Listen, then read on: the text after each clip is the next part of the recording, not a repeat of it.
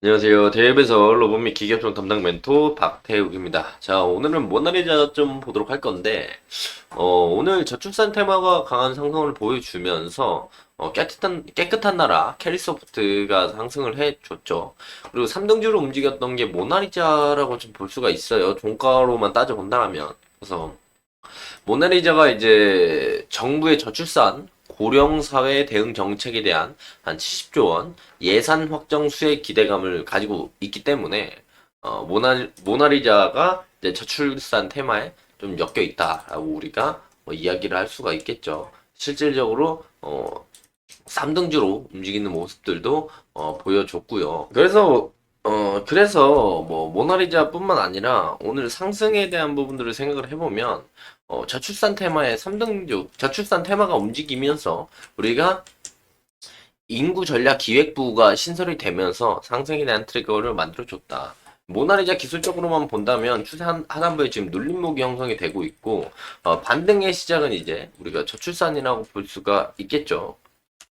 그래서 기술적으로 우리가 확인해 봤을 때, 근데 이 이전에 상승을 했던 건 사실상 저출산 때문에 올라간 건 아니거든요. 그 제지회사를 넘긴다고 이야기를 해서 인도네시아 제지회사에 이제 매각한다는 얘기가 나오면서 주가가 좀 올라간 모습들을 보여줬고 1월 달에 상승이 나왔던 게 이제 저출산이랑 엮이면서 올라왔었어요. 그 뒤에는 이제 그냥 조용히 올라가다가 제지회사 매각에 관련된 내용들이 나오면서 빵 튀는 모습들을 보여줬고 그래서 오늘 상승에 대한 상승분 고가까지 따져본다고 한다면 13% 정도 올라갔는데 오늘 사실 대장은 캐리소프트라고 볼 수 있어요. 자, 캐리소프트 일봉으로 보면 주가가 별로죠. 별로긴 한데 얘가 아침에 바로 갭 떠가지고 상한가를 말아줬고 그 다음에 따라간 게 깨끗한 나라거든요. 아침에 갭 떠서 똑같이 올라왔지만 어, 상한가를 다시 말아줬던 건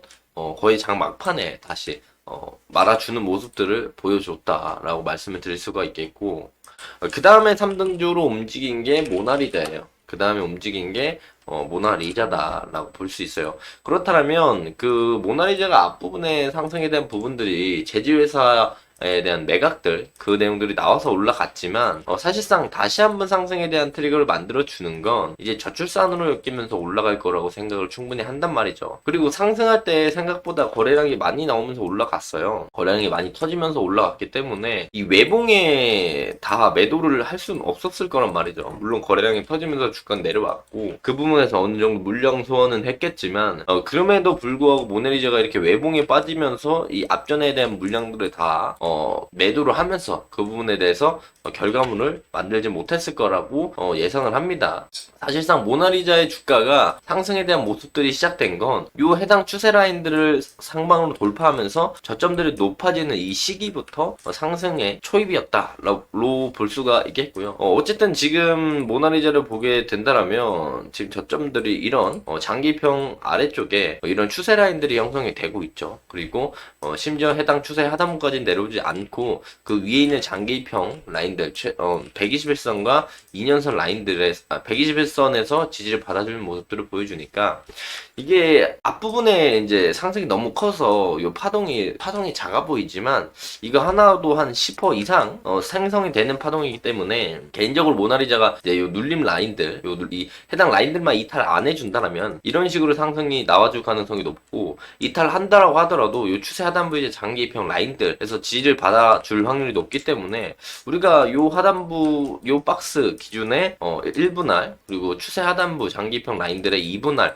이런 식으로 생각해서 눌림을 좀 공략을 한다면 저출산 테마가 이제 이대로 단발성으로 끝나는 건 아닐 거란 말이죠. 그러면 추가적인 상승에 대한 모멘텀이 나온다면 모나리자도 다시 한번 상승에 대한 모멘텀을 보여줄 수 있을 것인데 그때 상승을 보여줄 때 과연 주가는 어디까지 올라갈 수 있을 것인가 이런 부분들 우리가 체크해 볼 필요는 충분히 있다라고 생각합니다. 그래서 추가적인 상승이 나온다면 뭐 해당 매물대 라인들에 걸릴 수는 있겠으나 눌림 형성 이후에 저출산 관련된 테마로 추가적인 상승에 대한 모멘텀을 만들어 줄 것이다. 눌림들을 잘 공략해보자 라고 말씀을 드릴 수가 있겠고요. 모나리자가 어쨌든 상승을 해줬던 이유는 다들 아실 거라고 생각합니다. 주가가 올라갔던 건 인구전략기획부 신설해서 저출산에 대응하겠다. 해당 내용이 나오면서 이제 저출산 테마들이 올라갔고, 이게 인구전략기획부가 신설 소식에 주가가 올라가기 시작했지만 이게 절대 단발성은 아니라고 저는 생각합니다. 어느 정도 저출산에 대한 해결책이 나오거나 방안이 나오거나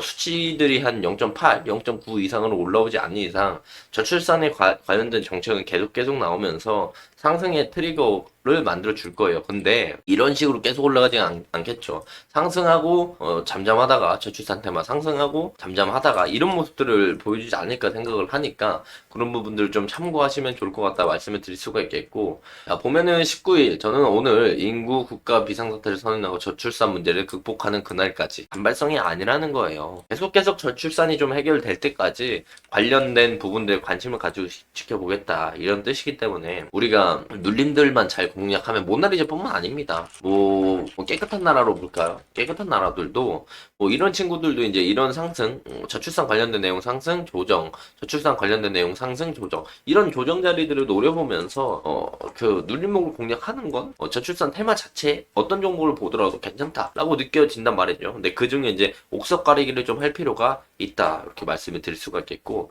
결론은 이제 모나리자를 봤을 때 어쨌든 제재 관련된 내용들로 주가가 올라왔고 그 다음에 충분한 조정이 나왔기 때문에 요 박스 하단부만 이탈 안 하면 다시 한번 이런 상승을 보여줄 수 있고, 이탈한다고 하더라도 요 라인들 추세 하단부에서 지지 받아줄 확률이 높으니까 우리가 2분할 관점으로 대응을 하게 된다면 추가적인 상승이 나왔을 때 충분한 좋은 결과물을 가져갈 수 있을 것 같다 말씀을 드리면서 금일 영상 마무리하도록 하겠습니다. 자, 해당 영상은 제 개인적인 견해가 많이 담겨있기 때문에 투자자분들의 주관적인 생각 그리고 제가 말씀드린 해당 내용들을 토대로 현명한 선택을 하시면 좋을 것 같습니다. 자, 금일 영상이 조금이나마 도움이 되셨다면요 구독과 좋아요 한 번씩은 눌러주시고 댓글도 많이 남겨주시면 감사할 것 같습니다. 금일도 영상 끝까지 시청해 주셔서 감사합니다.